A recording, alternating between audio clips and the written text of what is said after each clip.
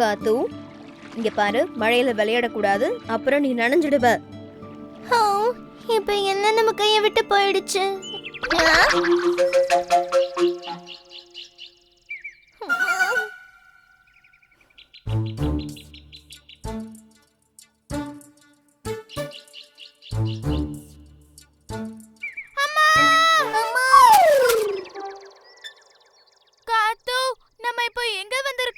அதான் தெரியல. ஆனா நீ இங்க என்ன பண்ற? நான் தானே கீழே விழுந்தேன். நீ விழுந்தது பார்த்ததும் நானும் உன்னை காப்பாத்த குதிச்சுட்டேன். இப்ப நம்ம ரெண்டு பேரும் வசமா மாட்டிக்கிட்டோம். ஆமா, நீங்க யாரு? எப்படி இங்க வந்து சேர்ந்தீங்க? என் பேரு அப்பு. நான் காத்து. நீ யாரு? இது எந்த இடம்? அது சரி, அப்ப நீங்க முதல் தடவையா இங்க வந்திருக்கீங்களா? என் பேரு மிட்டு. இது என்னோட ஊரு தான், குறிஞ்சி காடு. நீங்க எங்க இருந்து வந்திருக்கீங்க? நாங்க பக்கத்து கிராமத்துல தான் இருக்கோம். ஒரு பருந்து எங்களை தூக்கிட்டு வந்துருச்சு. ஒரு வழியா அந்த பருந்து கிட்ட இருந்து நாங்க தப்பிச்சிட்டோம். இந்த தேனை குடிங்க, உங்க சோர்வெல்லாம் போயிடும்.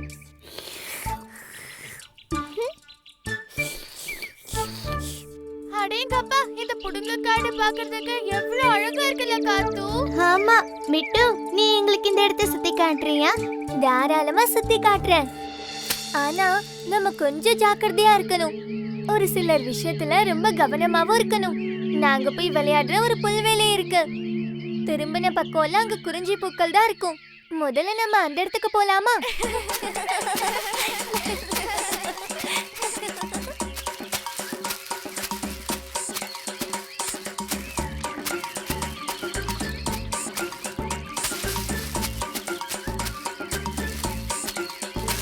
அங்க பாருங்க, இது நீலக்குறிஞ்சி பூக்குற காலம். எவ்வளவு அழகா இருக்குல்ல? நேர நேர மழைகளா?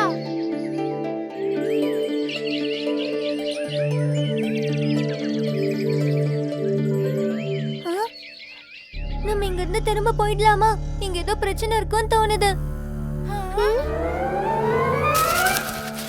ஓடுங்க, ஓநாய் வந்திருக்கு. பூக்காடு செம்பன். எப்படியாவது ஓடி தப்பிச்சுக்கோங்க, இல்லனா செம்பனோட வாயில அகப்பட்டுருவோம்.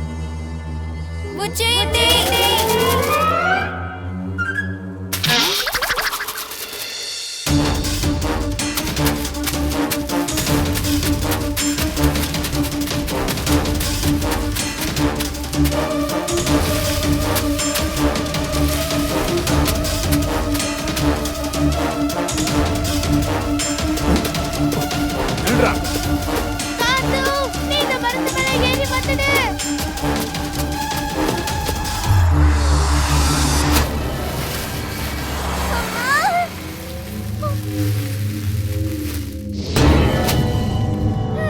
நல்ல வேளை நம்ம தப்பிச்சிட்டோம் காத்து.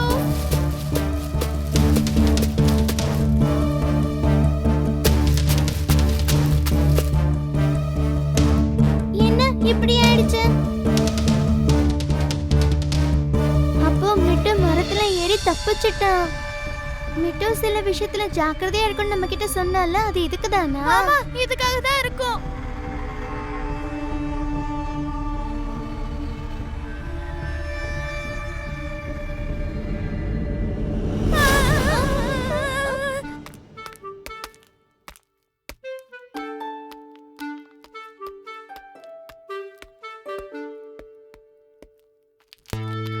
என்னாச்சு கிட்டு? ஏன் உன் முகம் இவ்ளோ வாடி இருக்கு? அக்கா எங்கப்பா? அக்கா எங்களை ஏமாத்திட்டு அப்புவை கூட்டிட்டு எங்கேயோ விளையாட போயிருக்காங்க. எங்களை கூட்டிட்டு போகல. ஆஹா, அவ இங்க வரட்டும், அம்மா கேக்குற சரியா? இருந்தாலும் தம்பிய விட்டுட்டு அவங்க எங்க போனாங்க? காத்து, இப்போ நம்ம என்ன பண்றது? மிட்டுவ சிம்பம் புடிச்சிட்டான் போல இருக்கே. முதல்ல நம்ம கொஞ்சம் அமைதியா உட்கார்ந்து யோசிச்சு பார்க்கலாம். என்ன சொல்ற? அதுவும் சரிதான், ஆனா நம்மளுக்கு நிம்மதி கிடைக்கணுமே. என்ன ஆனாலும் செம்பனால நம்மள பார்க்கவே முடியாது. நம்ம இன்னும் கொஞ்சம் மேலே ஏறினா என்ன? சரி, நம்ம மேல ஏறிடுவோம்.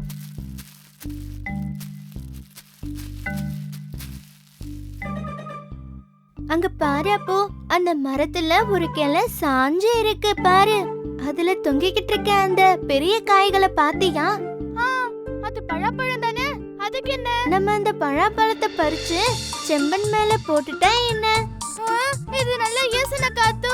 பழாப்பழம்னா அதுல நிறைய முள்ளும் இருக்கும். ஆனா நம்ம எப்படி இந்த மரத்து மேல ஏறுறது? இங்க இருந்து இறங்குனா செம்பன் கண்டிப்பா நம்மள பாத்துருவா. அதனால இந்த மரத்துல இருந்து நேரடியா அந்த மரத்துக்கு தாவிடணும். உன்னால அப்படி செய்ய முடியுமா? அப்போ நான் முயற்சி பண்ணி பாக்குறேன்.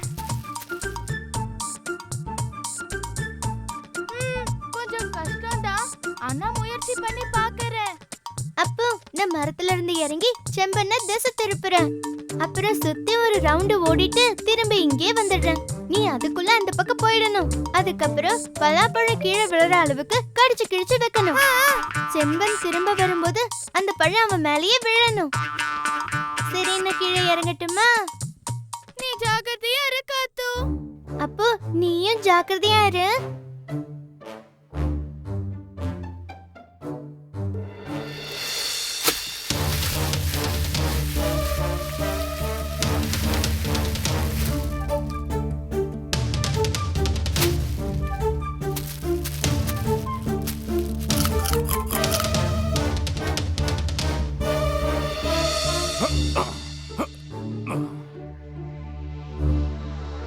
உன்னை நான் பிடிக்காம விட மாட்டேன்டா.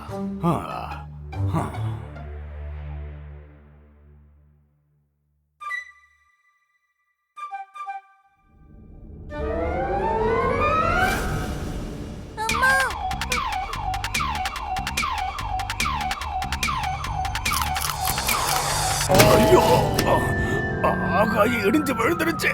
ஐயோ,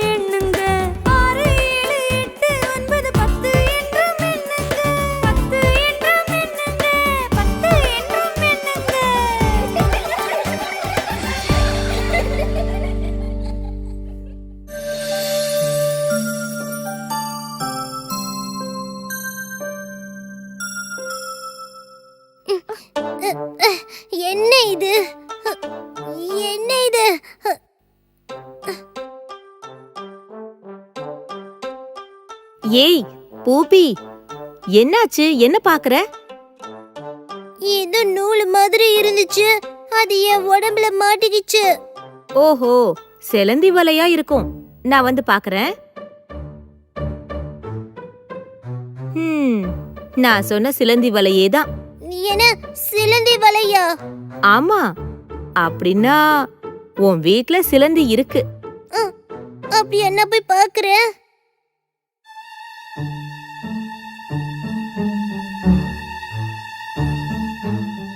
இங்க யாரையும் காணுமே. ஐயோ அம்மா, ஐயா முதுகுல. ஐயோ. இதுதான் அந்த சிலந்தியா? நீ யாரு? நீ எதுக்காக என் முதுகுல குதிச்ச? என்ன மன்னிச்சிரு நண்பா, கொஞ்சம் கால் தவறிடுச்சு, அதனாலதான் நான் உன் மேல விழுந்துட்டேன். நான் ஒரு சிலந்தி, ஆனா என்னை பார்த்து நீ பயப்பட வேண்டியதில்ல. உன்னை நான் எதுவுமே பண்ண மாட்டேன். என் பேரு பூபி, இது என்னோட வீடு. அப்ப நீதான் என்னோட வாசல்ல இந்த நூலையெல்லாம் கட்டி தொங்க போட்டியா? அது நூல் இல்ல, வலை பூபி. வலையா? ஆமா, அதுக்கு பேரு வலை. பட்டு மாதிரி இருக்கிற ஒரு நூலை வச்சுதான் நான் அதை உண்டு பண்றேன். இந்த வலையில சிக்கிற சின்ன பிராணிகள் தான் என்னுடைய உணவு. ஓஹோ, அப்படியா? தயவு செஞ்சு என்ன மன்னிச்சிடு நண்பா. உன் வலைய அறுத்துட்டு தான் நான் வெளியே போனேன். அச்சச்சோ, பரவாயில்ல, இருக்கட்டும். நீ தெரியாம தானே பண்ண. நான் புதுசா வலைய பண்ணிக்கிறேன். இனிமே வாசலுக்கு வெளியே பண்ணு, அப்ப என்னால வெளியே போகவும் முடியும். அதே நேரத்துல உனக்கு நிறைய பூச்சிகளும் கிடைக்கும். அதுவும் சரிதான். பூபி, எனக்கு உன்னால ஒரு உதவி செய்ய முடியுமா? நிச்சயமா. என்ன பண்ணணும்? அது என்கிட்ட ஒரு பை நிறைய முட்டை இருக்கு. முட்டையிலிருந்து குட்டி எல்லாம் வெளியே வர வரைக்கும் நான் இங்க எங்கேயாவது இருந்துக்கவா? நிச்சயமா, இங்கே தங்கிக்க. அப்போ இங்க நிறைய குட்டிங்க வரும்ல?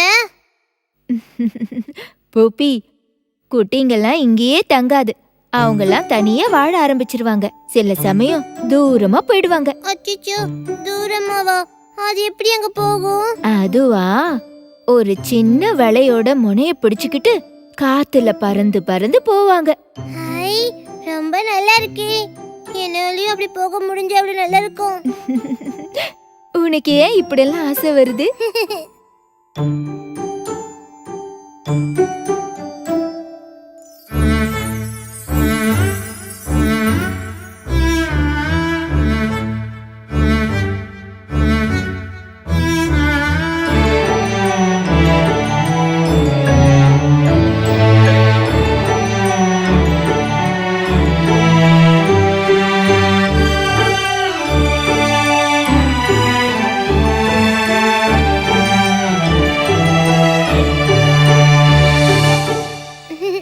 நண்பா, நீ உண்மையாவே திறமைசாலிதான்.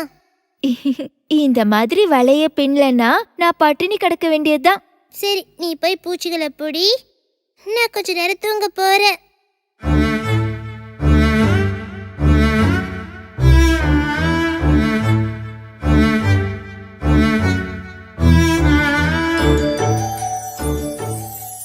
மாட்டேன். விடு, எனக்கு இது தள்ளி வேணும். போ. என் வழிய நான் யாருக்கும் கொடுக்க மாட்டேன். உனக்கு கூடு கட்டணும்னா வேற இடத்துக்கு தேடி போ. நான் போக மாட்டேன். இது எனக்கு பிடிச்சிருக்கு. குடு. தர மாட்டேன்னு சொல்லல. குடு. தள்ளி போ. எனக்கு இது வேணும். எதுக்கு இப்படி சண்டை போடுறீங்க? இங்க பாத்தியா பூபி, இவ என்னோட வலைய அறுக்க பாக்குறா. இந்த வலை எனக்கு வேணும். என் கூட்ட சரி பண்ணணும். இல்லனா என் குஞ்சுகளுக்கு பிரச்சனை ஆயிடும். என் வலைய கொடுக்க மாட்டேன். அப்படி கொடுத்தேன்னா அதுக்கப்புறம் நான் எப்படி உயிர் வாழ்றது? நான் பட்டினி கிடந்து சாக வேண்டியதுதான். என்னோட குழந்தைங்க அதுக்கப்புறம் முட்டையில இருந்து வெளியே வர மாட்டாங்க. இத பாரு, இது உன்னோட புது வலைன்னு எனக்கு தெரியாது. பழைய வலைன்னு நினைச்சுதான் நான் கேட்டேன். இது ஒரு புது வலைதான். ஏன்னா சிலந்தி வலை பின்றத நான் பார்த்தேன். எதுக்காக இப்படி சண்டை போடுறீங்க? நாம இந்த பிரச்சனைய பேசி சரி பண்ணிடலாம். குழந்தைங்களுக்காகன்னு சொல்ற. சரி, இந்த வலைய எடுத்துக்கோ. என்கிட்ட பழைய சில வலைகளும் இருக்கு. அதை நான் அழகா மடிச்சு எடுத்து வச்சிருக்கேன். அதையும் வேணா தர. தெரியாம நான் இதை கேட்டதுக்காக என்ன மன்னிச்சிடு. இந்த புது வலைய உன் குழந்தைகளுக்காக நீ வச்சுக்க. எனக்கு பழைய வலை போதும். நல்ல விஷயம்தான். இப்ப பிரச்சனை முடிஞ்சதுல. இந்த வலையை எடுத்துக்கோ. நன்றி. மறுபடியும் வரணும், சரியா? சரி, நிச்சயமா வரேன்.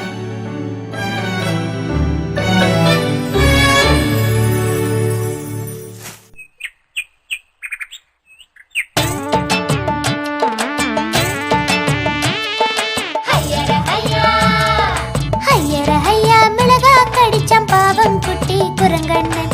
நாக்கு எரிய துடித்து போனான் தித்தை என்று குரங்கண்ணன். தகதித்தை என்று குரங்கண்ணன்.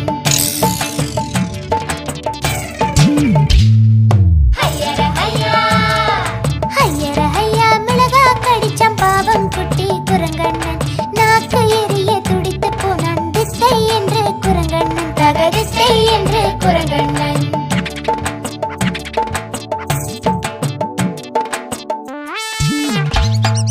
மாங்காய் மரத்தின் பிஞ்சை கடித்தான் வாலாட்டி வாலாட்டி அணிலண்ணன். மாங்காய் மரத்தின் பிஞ்சை கடித்தான் வாலாட்டி வாலாட்டி அணிலண்ணன். புளிக்க அவனும் துள்ளி போய் ஆட்டம் போட்டான் அணிலண்ணன்.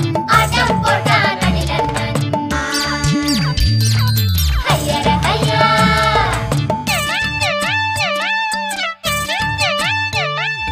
காய்ந்து கிடக்கும் பாவக்காயை ஓடி கடித்தான் முயலண்ணன்.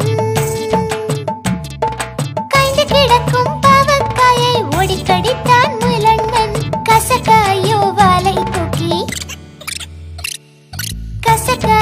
வாலை தூக்கி ஓடி மறைந்தான் முயலண்ணன். ஓடி மறைந்தான் முயலண்ணன். ஐயர ஐயா.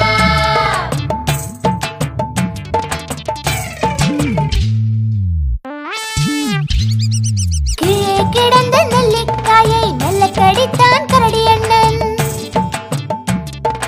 கீழே கிடந்த நெல்லிக்காயை மெல்ல கடித்தான் கரடியண்ணன். துவர்க்கும் நெல்லியை கீழே தூக்கி மயங்கி விழுந்தான் கரடியண்ணன். ஐயர ஐயா.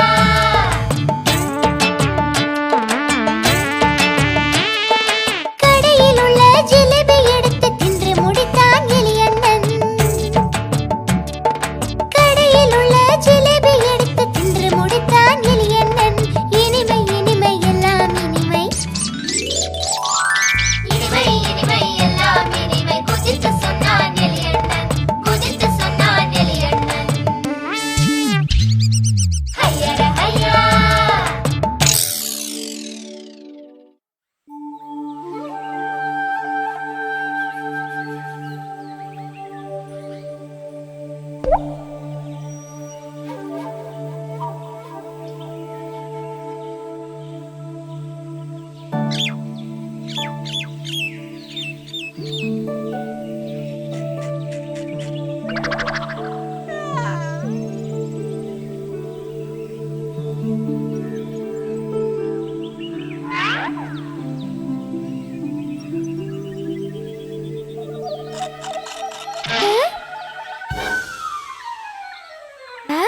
யார் இந்த குப்பையெல்லாம் இங்க போட்டது?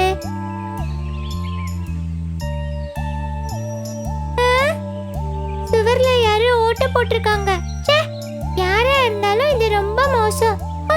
இத யாரு பண்ணாங்களோ அவங்கதான் நேத்து நைட் என்ன தூங்க விடாம பண்ணது. ஏன் இப்படி எல்லாம் பண்றாங்க? நல்ல வேளை என் பந்துக்கு எதுவும் ஆகல.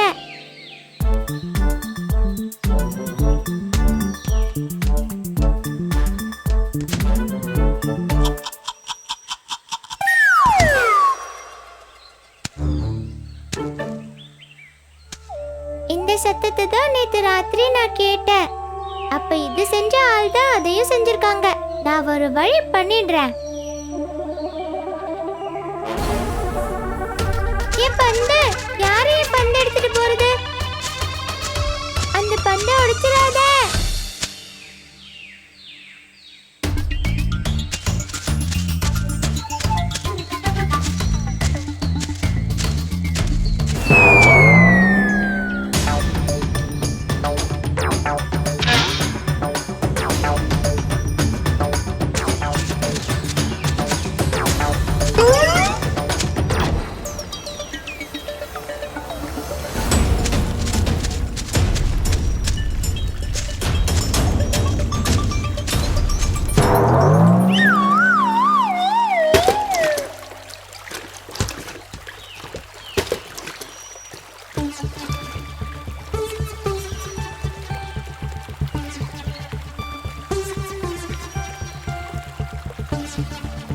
அச்சச்சோ, யாராவது கொஞ்சம் ஓடி வாங்க.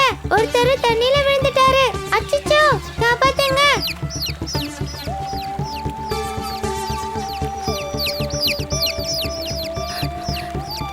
என்ன பூப்பி, என்ன ஆச்சு?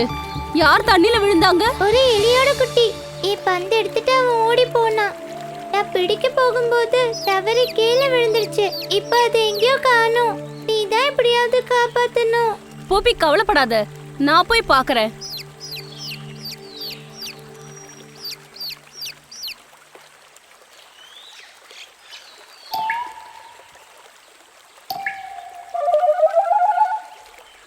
எலிதானே? அப்படின்னா பரவாயில்ல. எலிக்கு நல்ல நீச்சலும் தெரியும், ரொம்ப நேரம் தண்ணிக்குள்ள வாழவும் தெரியும். நீ கவலைப்பட வேண்டாம், என்ன அது தப்பிச்சிரும். அப்படியா? அதுக்கு அவ்வளோ நீச்சல் தெரியுமா என்ன? இருந்தாலும் அது எதுக்கு என்னோட பால் எடுத்துட்டு போச்சு? பாலை கடிச்சு ஓட்ட போடுறதுக்கா இருக்கும். அச்சச்சோ, அது எதுக்கு? இத பாரு, எலியோட பல்லுக்கு ஒரு குறை இருக்கு. அது எப்பவும் வளர்ந்துகிட்டே இருக்கும். அப்படின்னா அவங்க என்ன பண்ணுவாங்க? அவங்க எப்பவும் ஏதாவது தின்னுக்கிட்டே இருப்பாங்க. அப்படி திங்காம இருந்தா அந்த பல்லு கீழ்ப்பக்கமா வளர்ந்து அப்புறம் எதுவும் சாப்பிட முடியாத நிலைமை வந்துரும். ஓ அப்படியா? அப்படின்னா அதுக்கு சாப்பிடுறதுக்கு நான் வேற ஏதாவது கொண்டு வந்து கொடுக்கறேன். இப்ப என்னோட பந்தையும் காணுமே. அது முழுகி போயிருக்கும். எப்படியோ அந்த எலி கொஞ்சம் வரட்டும். பாலை பார்த்தாளான்னு கேக்குறேன். இதோ இருக்கு பந்து. கோழியம்மா பாருங்க, என்னோட பால் அதோ அங்க.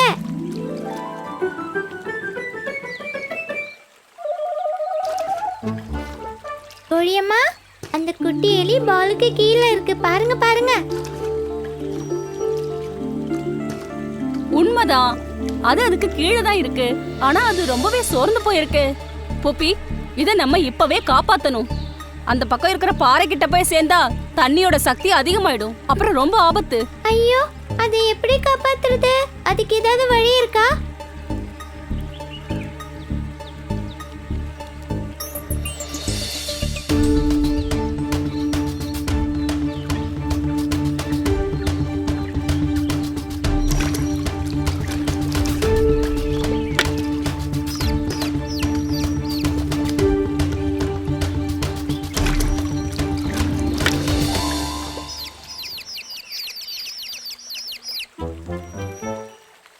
என்ன பண்ணிட்டு இருக்க?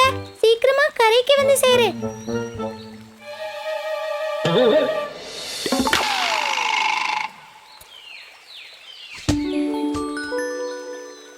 எதுக்காக பால் எடுக்க திரும்ப போன?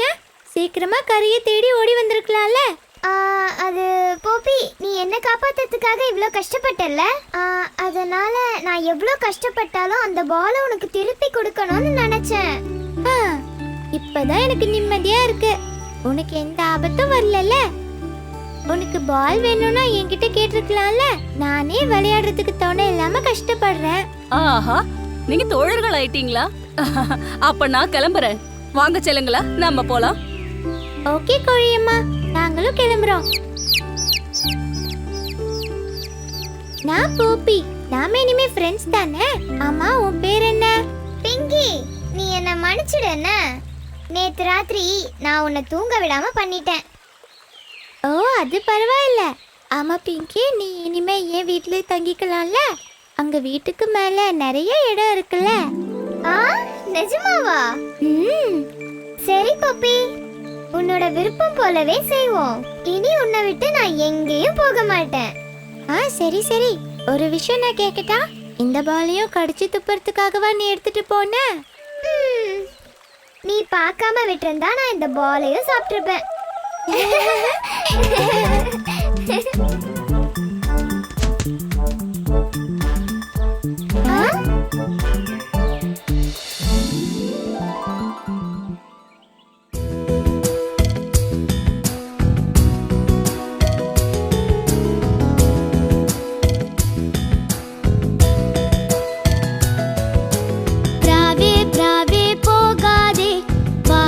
கூட்டில் விளையாட காயும் கனியும் போல் உனக்கு சோறு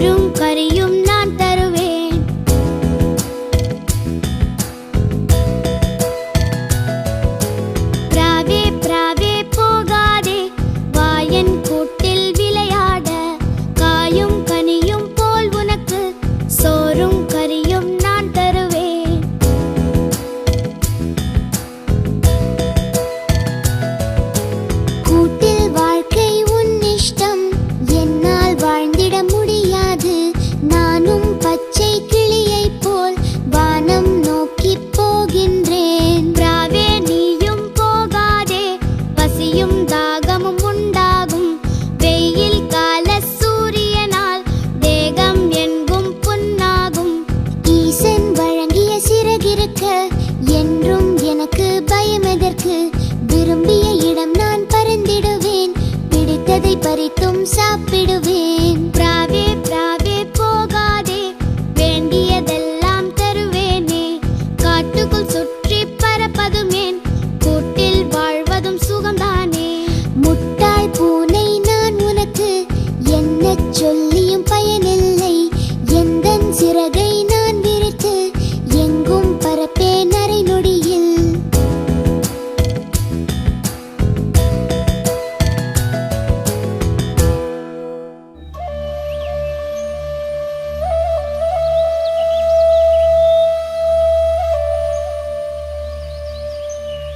வெள்ளரிக்காப்பட்டில ஒரு இடத்துல சித்ராங்கஜனுங்கிற பேர்ல ஒரு நெசவாளரும் அவரோட குடும்பமும் வாழ்ந்துட்டு இருந்துச்சு. ரொம்ப கஷ்டப்பட்டு வேலை செஞ்சாலும் அதுல இருந்து கிடைக்கிற வருமானத்தை வச்சு அன்றாட செலவுக்கு அவங்க பாடு திண்டாட்டமா தான் இருந்துச்சு. ஒரு பக்கம் வெயில், இன்னொரு பக்கம் வறுமை, ஜனங்க ரொம்பவே கஷ்டப்பட்டாங்க. ஆனா அந்த நாட்டை ஆண்டுகிட்டு இருந்த ஆடம்பர பிரியனும் தேவையில்லாம செலவு செய்யற சிம்பக மகாராஜா என்ன பண்றாருன்னா, ஜனங்களோட கஷ்டத்தை பத்தி எல்லாம் நினைக்கவே இல்ல. அது மட்டும் இல்ல, தன்னோட ஆடம்பரமான வாழ்க்கையில எந்த குறையும் வரக்கூடாதுன்னு நினைச்சாரு. ஒரு நாள் ராஜா ஒரு விளம்பரம் பண்ணாரு. உலகத்திலேயே ரொம்பவே அழகான பட்டு துணி நெய்து கொண்டு வரும் நெசவாளருக்கு 1000 தங்க காசுகள் பரிசாக கொடுக்கப்படும். பேரும் புகழும் சொத்து பத்துக்கும் ஆசைப்பட்டு ஏராளமான நெசவாளர்கள் அந்த நாட்டுக்கு வந்தாங்க. ஆனா யாருக்குமே அந்த ராஜாவை திருப்திப்படுத்தவே முடியல. நெய்தல் தொழில கெட்டிக்காரரா இருந்தாலும் அந்த சவால்ல சமாளிக்கிற தைரியம் எல்லாம் நம்ம சித்ராங்கஜனுக்கு இல்ல. ஆனா வாழ்க்கையில வறுமையும் கஷ்டமும் அதிகமாயிட்டே வந்ததும் அவன் கடைசியா ஒரு முடிவெடுத்தான். எவ்வளவுதான் நல்ல பட்டு நெய்தாலும் ராஜாவுக்கு அது கண்டிப்பா பிடிக்காது. அப்படிப்பட்ட அந்த ராஜாவுக்கு சரியான ஒரு பாடத்தை கத்து கொடுக்கணுமே. அந்த ஆளோட ஆடம்பர செலவுக்கு ஒரு முடிவு கட்டியே ஆகணும். ஒரு நாள் நல்ல உடைகள் எல்லாம் அணிஞ்சுகிட்டு ரொம்ப நல்ல முறையில ரெடியாயி ஒரு பெரிய நெசவாளர் வேஷத்துல சித்ராங்கஜன் நேரா அரண்மனைக்கு கிளம்பிட்டான். போற வழியில ஒரு மரத்தடியில ரொம்பவே சோர்ந்து போயிருக்கிற ஒரு சின்ன குழந்தைய பார்த்து சித்ராங்கஜன் ரொம்பவே வருத்தப்பட்டான். தன்னோட பையில இருந்து உணவு பொட்டலத்தை அந்த குழந்தை கையில கொடுத்தான். உன்னோட பேரு என்னப்பா? வீரு. கொஞ்சம் யோசிச்சாலும் கடைசியில அவன் அதை வாங்கிக்கிட்டான். அப்புறம் எதுவும் சொல்லாம எங்கேயோ ஓடி மாயமா மறைஞ்சிட்டான். அரண்மனைக்கு வந்த சித்ராங்கஜன் முதல்ல மந்திரிய போய் பார்த்தான். ஐயா, நான் சித்ராங்கஜன். பக்கத்து நாட்டுல நான் பெரிய லெவல்ல நெசவு தொழில் பண்ணிட்டு இருக்கேன். ரொம்ப அற்புதமான ஒரு பட்டு சேலைய நானும் என்னோட நெசவு தொழிலாளர்களும் சேர்ந்து மகாராஜாவுக்காக நெய்து கொண்டு வந்திருக்கேன். கிட்டத்தட்ட 100கணக்கான நெசவு தொழிலாளர்களும் இருக்காங்க. பட்டு துணிய நெய்ய ஆரம்பிச்சு 3 மாசம் ஆச்சு. அந்த அளவுக்கு விசேஷமான பட்டு துணியா? மகாராஜாவுக்கு தகவல் சொல்றதுக்கு முன்னாடி எனக்கு அந்த பட்டு துணிய நேரடியா ஒரு தடவை பார்க்கணும். அதனால என்ன பிரபு, இப்பவே பார்க்கலாம். சித்ராங்கஜன் மந்திரிய கூப்பிட்டுக்கிட்டு அவன் எதுக்காக தயாரா இருந்தானோ அந்த கைத்தறி கூடத்துக்கு கூட்டிட்டு வந்தான். வாங்க. 100கணக்கான நெசவாளர்கள் துணிய நெய்யறத பார்த்து மந்திரி ஆச்சரியப்பட்டாரு. பிரபு, அங்க பாத்தீங்களா? அதுல இருக்கிறது தங்க காசுகள். அந்த பட்டு சேலையோட ஓரத்துல தெரியறது கொஞ்சம் சின்ன சின்ன ரத்தினங்கள் தான். சித்ராங்கஜன் பட்டு துணிய பத்தி அடுக்கடுக்கா விஷயங்களை சொல்லிக்கிட்டே இருந்தான். இந்த பட்டு சேலையோட ரொம்ப முக்கியமான விஷயம் என்னன்னா, இதோட நெசவும் ரத்தினங்களும் ஒன்னும் இல்ல. புத்தி இருக்கிறவங்களால மட்டும்தான் இந்த பட்டு சேலைய கண்ணால பார்க்க முடியும். புத்தி இல்லாதவங்க கண்ணுக்கு தெரியாம மாயமா மறைஞ்சு போயிடும். சித்ராங்கஜா, இதுல இருக்கிற ரத்தினங்களோட ஒளிய பார்த்து என் கண்ணே கூசுது. உனக்கு 1000 இல்ல 10,000 தங்க காசுகள் தர சொல்லி நான் மகாராஜா கிட்ட சொல்றேன். அந்த அளவுக்கு வித்தியாசமான சேலையா? ஆமாம் பிரபு. அது மட்டும் இல்ல, புத்தி உள்ளவங்க கண்ணுக்கு மட்டும்தான் அது பார்க்கவும் முடியும். அதுவும் ஒரு வகையில நல்லதா போச்சு. நாட்டுல எத்தனை புத்திசாலிங்க இருக்காங்கன்னு அந்த சேலைய கட்டிக்கிட்டு இருந்தாலே தெரிஞ்சிடும்ல. எது எப்படியோ அந்த சேலைய மொத்தமா போய் பாத்துடலாம்ல? உங்க விருப்பப்படியே மகாராஜா. ஆனா பட்டு சேலைய நெய்யறது கேள்விப்பட்டதுல இருந்து மகாராஜாவால சும்மாவே இருக்க முடியல. தன்னோட பரிவாரங்களோட ராஜா பட்டு சேலைய நெய்யறத பார்க்க கைத்தறி கூடத்துக்கே வந்துட்டாரு. அந்த பட்டு சேலையங்க ராஜா உத்து உத்து பார்த்தாரு. ஏதோ ஒரு விஷயம் குறையுதே. மகாராஜா, தங்க காசுல நெய்யற நூலை தான் நீங்க பாத்துட்டு இருக்கீங்களா? ஆமாமா, அது ரொம்ப மெல்லிசா போச்சோன்னு ஒரு சந்தேகமா இருக்கு. ஆனா வைரங்கள் அட்டகாசமா இருக்கு. ராஜா மந்திரியையே போட்டு வாங்கினாரு. எது எப்படியோ ஒரு நல்ல நாள்ல இந்த துணியை நீங்க கட்டிக்கணும். அப்படின்னா என்னோட பிறந்த நாள் அன்னைக்கே இந்த துணியை போட்டுக்கிறேன். இதோட ராஜவீதி ஊர்வலமும் நடக்கட்டும், சரியா? அப்படியே ராஜாவோட பிறந்த நாளும் வந்துச்சு. சித்ராங்கஜனும் நெசவாளர்களும் பல மணி நேரமா ராஜாவுக்கு அந்த பட்டு துணியை கட்டிவிட்டாங்க. மந்திரியும் பரிவாரங்களும் துதி பாடுறவங்களும் ராஜாவோட புது உடைய புகழ்ந்து பாடினாங்க. அத கேட்டு தன்னையே மறந்த ராஜா சித்ராங்கஜனுக்கு பரிசா 10,000 தங்க காசுகள் கொடுத்தாரு.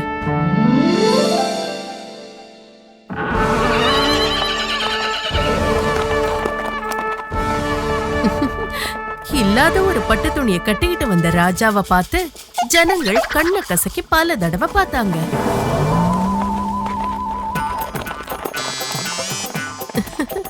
ஆனா புத்தி இல்லைன்னு ஒத்துக்க ஜனங்க யாருமே தயாரா இல்ல.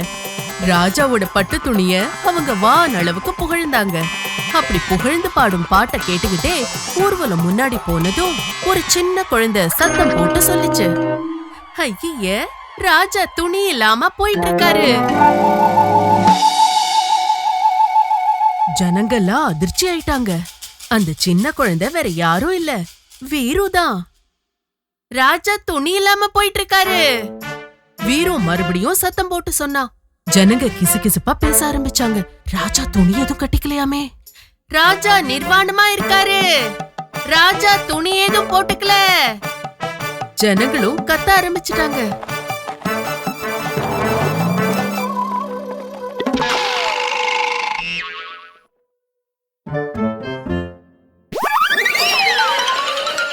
ஊர்வலத்துல ராஜா அசிங்கப்பட்டாரு.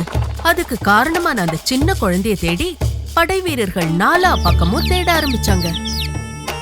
தனக்கு இந்த சௌபாகியம் கிடைக்க காரணமா இருந்தது வீருன்னு நம்பின சித்ராங்கஜன் அவனை தேடி நடந்துகிட்டே இருந்தாரு. ஆனா வீரு எங்க இருக்கான்னு யாருக்குமே தெரியல.